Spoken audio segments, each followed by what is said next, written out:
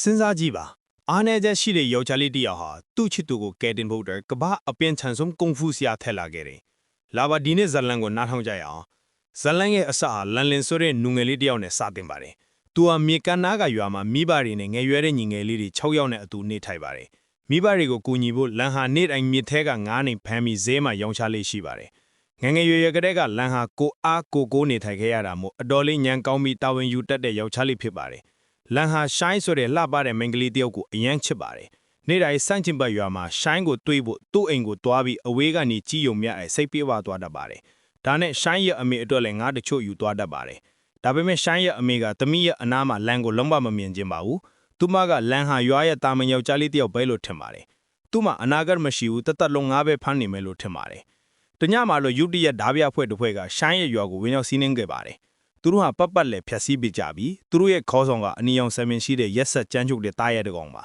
ါသူတို့ဟာရွာသားတချို့ကိုတပ်ပစ်ခဲ့ကြပါတယ်သူလူတွေကရွာကမိန်းကလေးတွေကိုပြန်ပေးဆွဲခဲ့ကြပြီးရွာသားတွေရဲ့ပစ္စည်းတွေဖြတ်စည်းအိမ်တွေမှာမိရှို့ပြီးအရာအလုံးကိုပြာဖြစ်ပြောလဲပစ်ခဲ့ကြပါတယ်ရှိုင်းကဓာတွေဖြစ်ပျက်နေတာမြင်တဲ့အခါသူ့အမေကိုရှာဖို့ပြေးပါတယ်ဒါပေမဲ့သူ့မျက်စိရှေ့မှာပဲဓာပြတယောက်ကသူ့အမေကိုတပ်ပစ်ခဲ့ပါတယ်သူမဟာငိုကြွေးအော်ဟစ်ယုံမှတပါဘာမှမလုပ်နိုင်ခဲ့ပါဘူးနောက်ပိုင်းသူမကအမေရဲ့လူသက်သမားကိုတိုက်ခိုက်ခဲ့ပေမဲ့ဓာပြရဲ့အင်အားရှိုင်းရဲ့အင်အားထက်အဆများစွာပိုများပါတယ်။သူကလွယ်လွယ်နဲ့ရှိုင်းကိုတွန်းလှန်ပြီးမြေပြင်ပေါ်ပြင်းထန်စွာပစ်ချခဲ့ပါတယ်။နောက်ပိုင်းမှာသူမကိုဓာပြခေါင်းဆောင်ရှေ့တင်ပြခဲ့ပါတယ်။သူကရှိုင်းကိုသူ့ဖြောပြင်းရတဲ့အတူယူသွားဖို့ဆုံးဖြတ်ခဲ့ပါတယ်။နောက်နေ့မနေ့မှာလန်ကအင်္ဂါထွန်လာတဲ့ကရှိုင်းရဲ့ရွာဘက်ကကောင်းကင်မှာမိခိုးတွေအများကြီးကပ်နေလာမြင်ပါတယ်။သူချက်ချင်းနားလည်သွားပြီးရွာကိုဓာပြတွေဝင်စီးခဲ့မှာပဲတေချတယ်လို့ဒါကြောင့်ရှိုင်းကိုကယ်ဖို့ရွာဘက်ပြေးပါတယ်။ဒါပေမဲ့လန်ဟောက်တဲ့အချိန်မှာအယမ်းနှုတ်ချသွားခဲ့ပါပြီ။ရွာသားအားလုံးအသက်ခံပြီးပတ်လဲမှာပြာမတပါဘာမှမရှိတော့ပါဘူးရှိုင်းရဲ့အိမ်ရောက်တဲ့အခါရှိုင်းရဲ့အမေအလောင်းမြေပြင်ပေါ်လဲနေတာမြင်ပါတယ်ဒါပေမဲ့ရှိုင်းဘယ်မှမတွေ့ပါဘူးနောက်တနေ့မှာလန်ဟာရှိုင်းကိုရှာဖွေနိုင်မှုဆုံးဖြတ်ခဲ့ပါတယ်သူ့နှလုံးသားကရှိုင်းအသက်ရှင်နေသေးတယ်လို့ဆိုပါတယ်ခီးမထွက်ခင်မိဘတွေနဲ့ညီငယ်လေးတွေကိုနှုတ်ဆက်ပြီးတောအုပ်ကနေဖြက်ကမြို့ပဲထွက်ခွာခဲ့ပါတယ်ခက်ခဲတဲ့လမ်းနဲ့အနေများတဲ့တောအုပ်တွေဖြတ်ကျော်တဲ့လန်လင်ရှုံမနေပဲရှေ့ဆက်ချီတက်ခဲ့ပါတယ်ရှိုင်းကိုရှာဖွေရယုံများနဲ့မသွင်စစ်တပ်မှစစ်သားအဖြစ်ဝင်ရောက်ဖို့လေရည်ရွယ်ချက်ရှိပါတယ်ရွာသားတွေကိုဓာပြကဲခိုက်မှုတွေကနေကောက်ွယ်ဖို့ပါပဲလမ်းရဲ့ခရီးကအရန်ရှည်လျားပါတယ်မကြခင်တွေ့စားနေရခါအဆုံးကုံသွားပြီးနောက်ဆုံးမြေရီတော့ယုံနဲ့အသက်ဆက်ခဲ့ရပါတယ်ရတနိကကြတဲ့သာသူခန္ဓာကိုယ်မှာအင်အားလုံးဝကုန်ခန်းသွားပြီးလဲပြိုလူနေပါတယ်ရပောင်းမဲဆိုဘာမှမစားရတာကြောင့်ပါရုတ်တရက်တော့အုပ်ဘေးရမှာအိမ်တလုံးတွေ့တော့အဲ့ဒီအိမ်မှာသွားပြီးစားဖို့တောင်းခဲ့ပါတယ်ဒါပေမဲ့အိမ်ရှင်ကဘာမှအခြေမပေးပါဘူးဒါကြောင့်လန်ကမောက်မွကျဲကြောင့်ပေါက်စီတချို့စားမိပါတယ်သူရဲ့တောင်းနေတော့ကရုတ်တရက်နောက်ကနေအဖြူရောင်အဝတ်ထားတဲ့လူတယောက်ကပြင်းထန်စွာရိုက်ခဲ့ပါတယ်လမ်းမေးပင်ပေါ်ပြောက်သွားပြီးလန်နန်ကအဘိုးကြီးစီတောင်းမှန်မောက်မွကျဲကြောင့်ကိုမထိန်နိုင်ခဲ့လို့ခွင့်ပြုချက်မယူခဲ့လို့စားမိခဲ့တယ်လို့ဆိုပါတယ်သူ့ဇာလန်နားထောက်ပြီးတော့အဘိုးကြီးကလန်ကကောင်းတဲ့အိမ်တို့တစ်ခုအတွက်ထွက်လာခဲ့တယ်လို့နားကျသွားခဲ့ပါတယ်ဒါကြောင့်လန်ကိုခွင့်လွှတ်ခဲ့ပါတယ်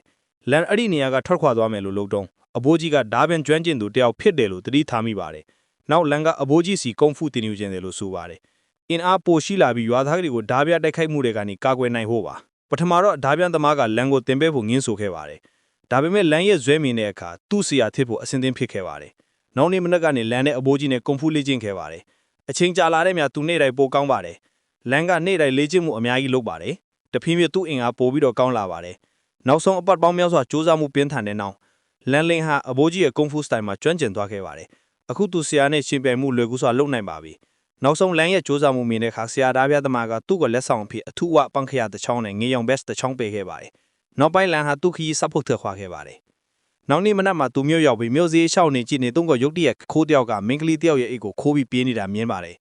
လန်လဲနောက်ကလိုက်ပြေးပြီးသူ့အင်အားနဲ့ထိုးသမားကိုလွယ်လွယ်ကူကူဖမ်းဆီးပြီးမင်းကလေးအိတ်ကိုပြန်ပေးခဲ့ပါတယ်နောက်ပိုင်းလန်ဟာစစ်သားနေရဲ့အစိုးရရုံးကိုရောက်ပါတယ်သူလည်းစစ်တပ်မှဝင်ရောက်ခြင်းလို့ပါဒါပေမဲ့ကံမကောင်းတော့ဒီနှစ်စစ်သားစုခေါ်မှုပြီးသွားပါပြီဒါကြောင့်လန်ကနော့နဲ့ထီဆောင်ရမယ်ဒါကိုကြားတဲ့အခါလန်ရဲ့နှလုံးသားကွဲကျဲသွားပါတယ်စိတ်ပြက်လန်ရဲ့စားပေမှာပြန်ရောက်တော့အဲ့ဒီခါဘုတ်တခုအနားမှာလူညာကြီးစုဝေးနေတာမြင်ပါတယ်ဖတ်ကြည့်တဲ့အခါမြို့ဝင်ကြီးကပြန်ခွဲတစ်ခုထားခဲ့တယ်လို့သိပါတယ်ဘသူကဟိုင်လန်ဆိုတဲ့ပင်လယ်ဓာပြတဲ့အောက်ကိုဖန်စီပြီးသူ့ရှေ့ယူလာမယ်ဆိုရင်ဝင်ကြီးကလူတိုင်းရှေ့မှာစူးကြီးပိတ်မဲ့တဲ့ဒါပေမဲ့ရုတ်တရက်လူနေတယောက်ကလူအောက်ကိုဖျက်ပြီးစာရွက်ကိုဖျက်ယူသွားပါတယ်လန်ကနန်းနဲ့တန်တရားရှိသွားတော့ဒါကြောင့်ဒီယောက်ျားလေးကစာရွက်ကိုဘာကြောင့်တွားပြီးယူသွားတယ်လဲလို့မေးပါတယ်ယောက်ျားလေးကသူ့နာမည်ချန်ဖြစ်ပြီးပင်လယ်ဓာပြကိုသူပဲဖမ်းမယ်လို့ပြောပါတယ်အဲ့ဒီခါလန်ကဒီမီရှင်မှာကူညီနိုင်တယ်လို့ဆိုပါတယ်တကယ်တော့သူကဒီပင်လယ်ဓာပြရဲ့အကြောင်းကိုပိုပြီးသိချင်လို့ပါလန်ကစုတပြားမှမယူစုအလုံးချမ်းဘက်ပိုင်မယ်လို့ကတိပေးခဲ့ပါတယ်နောက်ပိုင်းနေရောက်သားလက်ဆွဲနှုတ်ဆက်ပြီးဟိုင်လန်ရှာဖွေးမှပူပေါင်းခဲ့ကြပါတယ်နောက်တနေ့မနက်နေရောက်သားပင်လေကန်ဂျီယာဆိုတဲ့မိန်းကလေးရဲ့ကုန်တင်တင်ဘောကိုကြည့်ဖို့သွားပါတယ်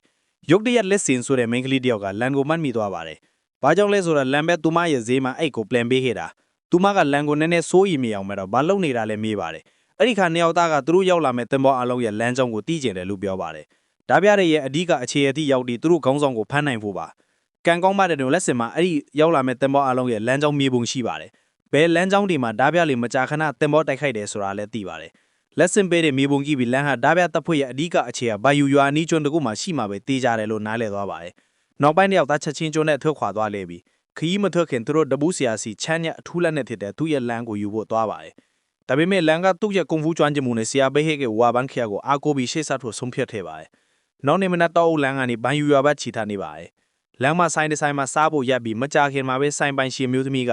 သူမကျအလုပ်သမားတွေကိုရတာချီတဲ့အစားအသောက်တချို့ပင်ဆင်ဖို့မှာပါတယ်။ဘာကြောင့်လဲဆိုတော့မကြာခင်အထူးဧည့်သည်တယောက်ရောက်လာမှတဲ့